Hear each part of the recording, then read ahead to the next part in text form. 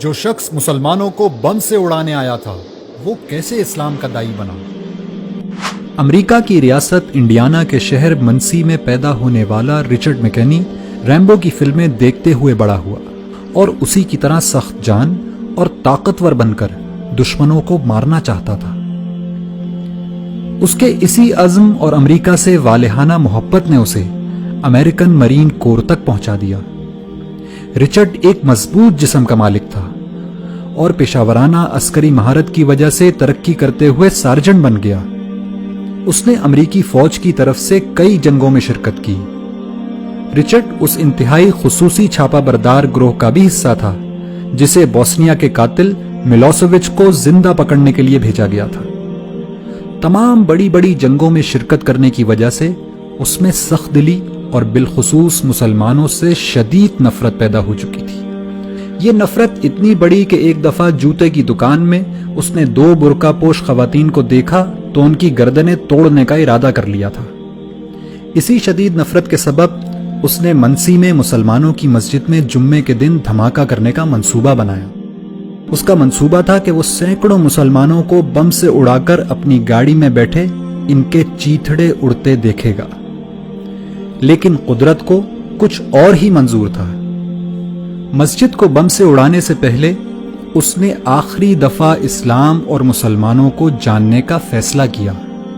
Richard مسجد میں داخل ہوا تو وہاں ایک نمازی نے اس کو خوش آمدید کہا اور پوچھا کہ کیا وہ اس کی کوئی مدد کر سکتا ہے۔ رچرڈ نے اس شخص سے اسلام کو جاننے کی خواہش ظاہر کی، چنانچہ اس نمازی نے اس کو قرآن مجید دے دیا اور کہا کہ آپ اس کو پڑھیے اور پڑھنے کے بعد جو سوالات آپ کے ذہن میں پیدا ہوں وہ ہم سے پوچھ لیجئے گا۔ چنانچہ رچرڈ قرآن پڑھتا گیا اور مسجد جا جا کر سوال کرتا رہا، یہاں تک کہ 2 مہینے بعد دنیا نے قرآن کا یہ معجزہ بھی دیکھا کہ وہی شخص جو کل مسجد کو بم سے اڑانے کی تیاری کر رہا تھا آج وہیں کلمہ شہادت پڑھ رہا ہے۔ رچرڈ اس مسجد کی انتظامی کمیٹی کا 3 سال تک صدر رہا اور آج مایوسی اور نفرت کے شکار لوگوں کی کاؤنسلنگ کرتے ہوئے امریکہ میں اسلام کی دعوت لوگوں تک پہنچاتا ہے۔ ایک انٹرویو میں رچرڈ نے بتایا کہ قرآن کی اس ایک آیت نے اس کی زندگی تبدیل کر دی کہ جس شخص نے کسی ایک شخص کی جان بچائی اس نے گویا پوری انسانیت کو بچا لیا۔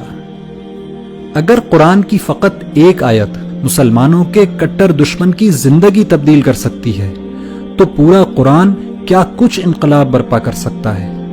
لیکن پھر بھی ہماری زندگیاں کیوں تبدیل نہیں ہو رہی؟